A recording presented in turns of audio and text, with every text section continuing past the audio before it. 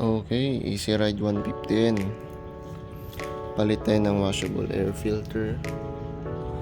Ayan, nakat ko na mga boss. Sobrang linis. Ginamitan ko nga pala ito ng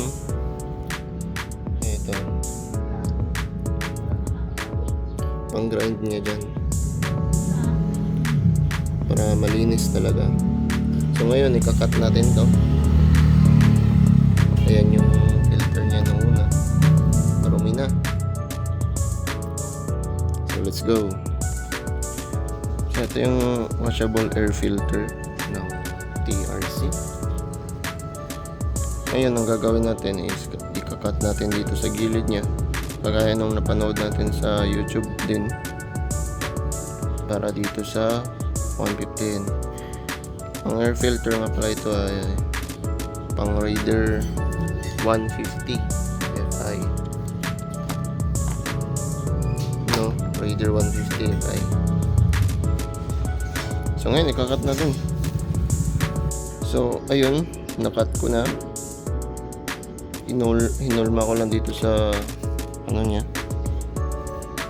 sa dating air filter. Ayan, swak na swak. So suggest ko mga boss no is sukatin nyo yung kasukat nitong air filter nya. Maglagay kayo ng space dyan. Yan o, kita nyo yan.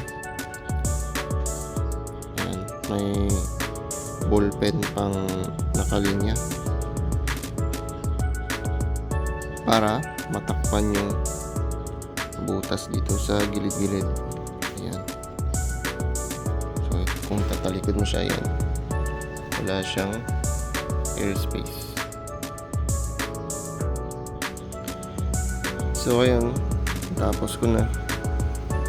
Ayan, pinalik ko yung ano niya, sponge tsaka lock para ma-lock yung ating nilagay na pang Raider 150 Fi na washable air filter.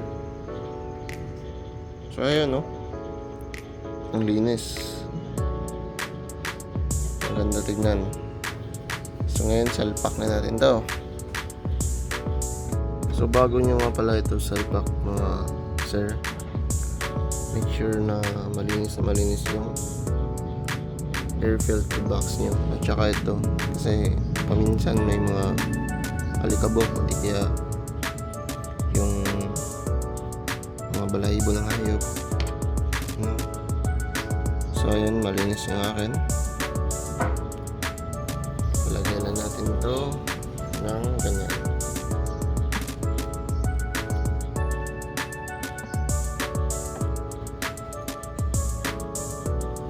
Kahit nung original pa na air filter niya mga boss is sobrang linis sa loob, pero dito sa labas marumi. So ibig sabihin nun, nafi-filter niya talaga yung dumi at maganda yung trabaho niya. Ayan. At ito naman yung takip. Make sure nyo na malinis din tong takip na to, kasi kanina sobrang dumi nito. Dito lang sa labas, sa loob sobrang linis. At saka yung rubber gasket niya rin, ayan, kung makikita nyo, dapat malinis rin yan para silyado talaga. So, okay, yun, malinis na malinis. So alright,